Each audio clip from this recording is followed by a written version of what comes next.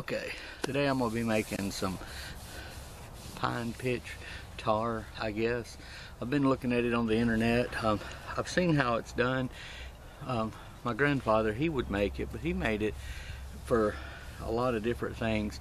But they would use barrels, and they were old steel barrels, meaning steel like the kind you made shine in. And he had these, they were like a stainless steel drum, but he would be able to get them from several different places. But I remember they would make it, but they used it for all kinds of things around the house. He ran a sawmill, he owned his own sawmill, so that's what they did when they were, you know, out doing other things, sort of. But anyway, I'm gonna do it on a smaller scale.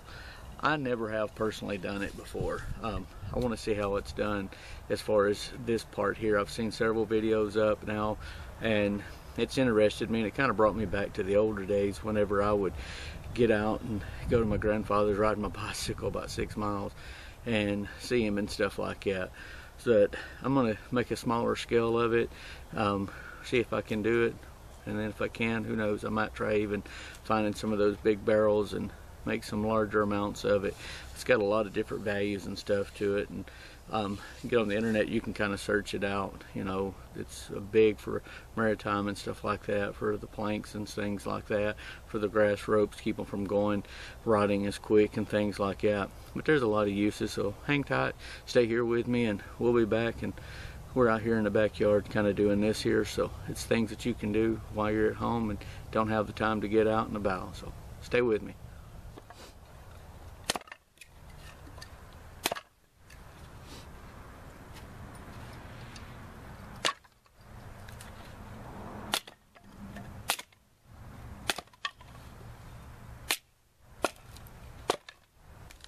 Alright, what you're going to need is a 1 gallon can for a small scale. It's not going to make very much. I picked this one here up at Lowe's. You'll need something to punch with, and you'll need a collection cup, which it'll go just like this. One of the things that I've noticed, and it makes very good sense, when you're punching your hole, make sure to punch from the inside out, because if not, it will catch up on the inside, from what I'm told.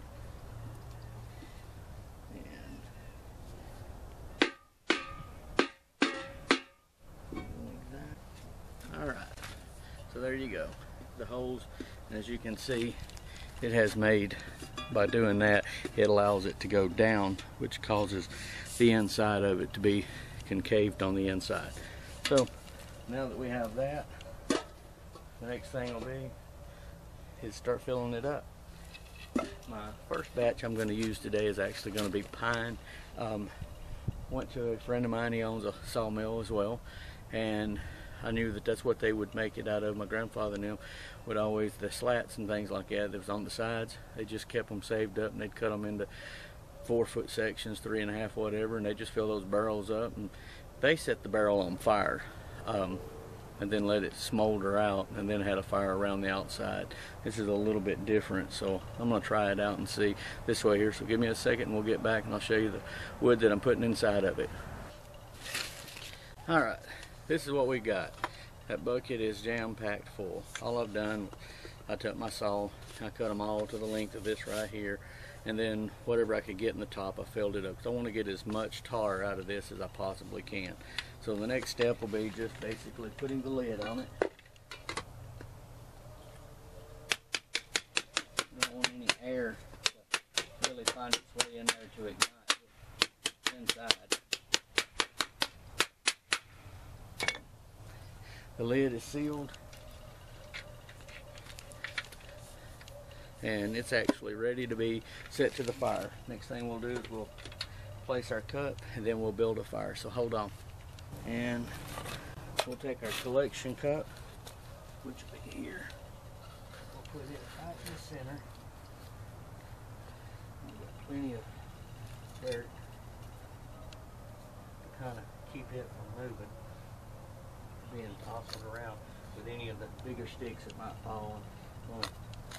We'll move the bigger bucket, set our bucket, make sure it's good and level. It is. Next thing will be to build a fire around it, so give me a second.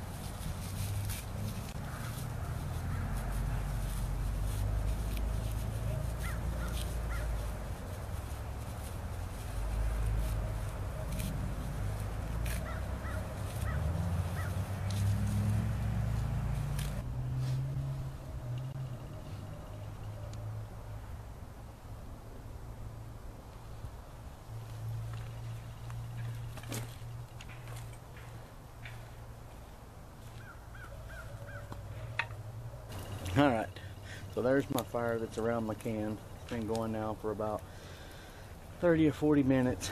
I'm going to let that burn down. There's plenty of good coals underneath the bottom of it, and then we'll check it, pull the can out, pull all the coals back and see what we got, and if it did good.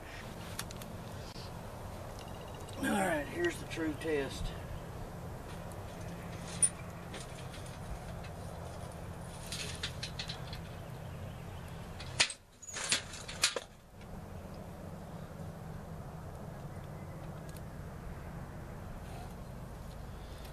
We have pine tar. Definitely not a lot, but we have some. And boy, can you tell it's pine tar. So let's let it cool down and then we'll get another shot of it, but you can smell it.